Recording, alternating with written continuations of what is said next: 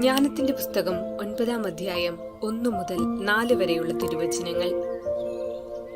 ഞാൻ പറഞ്ഞു, എന്റെ പിതാക്കന്മാരുടെ ദൈവമേ, കരുണാമയനായ കർത്താവേ, വചനത്താൽ അങ്ങ് സകലവും സൃഷ്ടിച്ചു.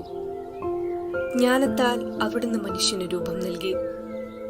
സൃഷ്ടികളുടെ മേൽ ആധിപത്യം വഹിക്കാനും ലോകത്തെ വിശുദ്ധിയിലും നീതിയിലും ഭരിക്കാനും ഹൃദയപരമാർത്ഥതയോടെ വിധികൾ പ്രസ്താവിക്കാനുമാണല്ലോ അവിടുന്ന് അവനെ സൃഷ്ടിച്ചത്.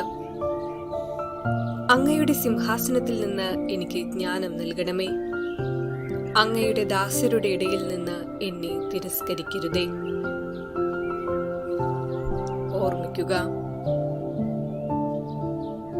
വിധി ദൈവികമാണ്. മാനുഷിക മാനദണ്ഡങ്ങളെക്കാൾ ദൈവിക മാനദണ്ഡങ്ങൾക്കാണ് ഇവിടെ പ്രാധാന്യം. ദൈവത്തിന്റെ മുമ്പിൽ സ്വന്തം പാപം ഏറ്റുപറയുന്നവനെ ശരിയായ നീതി നടപ്പിലാക്കുവാൻ കഴിയൂ. ഏറ്റുപറയുവാൻ മറന്നുപോകുന്ന പാപങ്ങളാണ് സമൂഹത്തിനു മുമ്പിലും മനസാക്ഷിക്ക് മുൻപിലും ചോദ്യചിഹ്നമായി അവശേഷിക്കുന്നത്.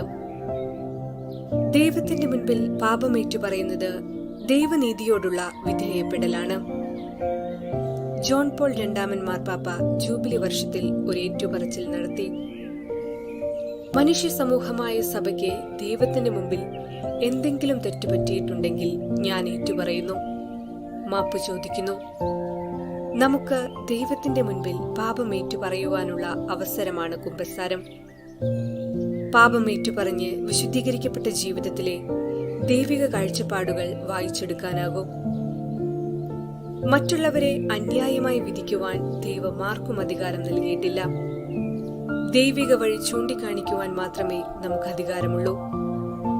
ദൈവത്തിന്റെ മുൻപിൽ തെറ്റേറ്റു പറയുന്നവരോട് ദൈവം കരുണ കാണിക്കുന്നു.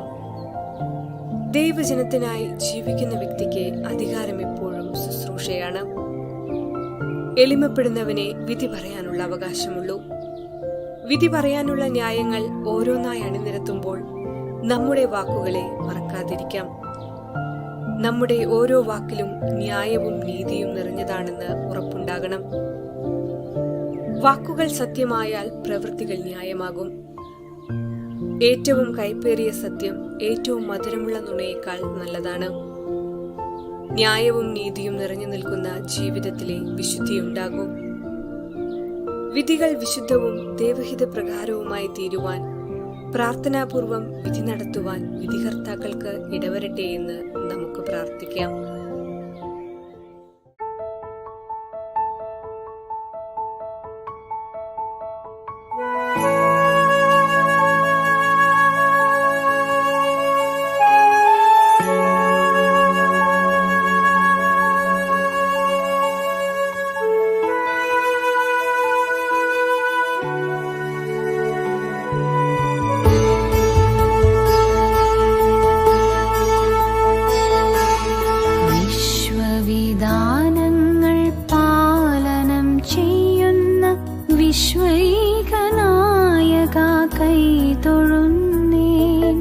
വിശ്വവിധാനങ്ങൾ പാലനം ചെയ്യുന്ന വിശ്വൈകനായക കൈതൊഴുന്നേ.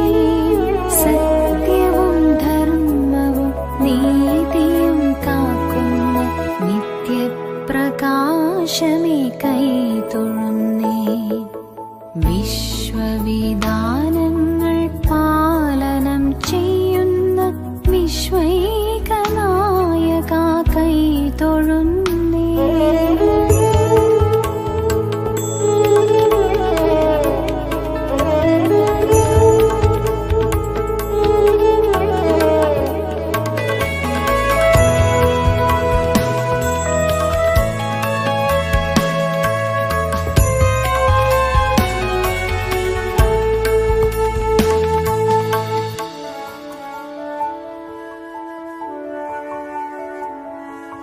നേരിന്റെ കാഴ്ചകൾ ഉള്ളിൽ തെളിയാനും കൂരിരുൾ പാടുകൾ മായ്ക്കുവാനും. നേരിന്റെ കാഴ്ചകൾ ഉള്ളിൽ തെളിയാനും കൂരിരുൾ പാടുകൾ മായ്ക്കുവാനും. നേരായ മാർഗങ്ങൾ കാട്ടിത്തരാനും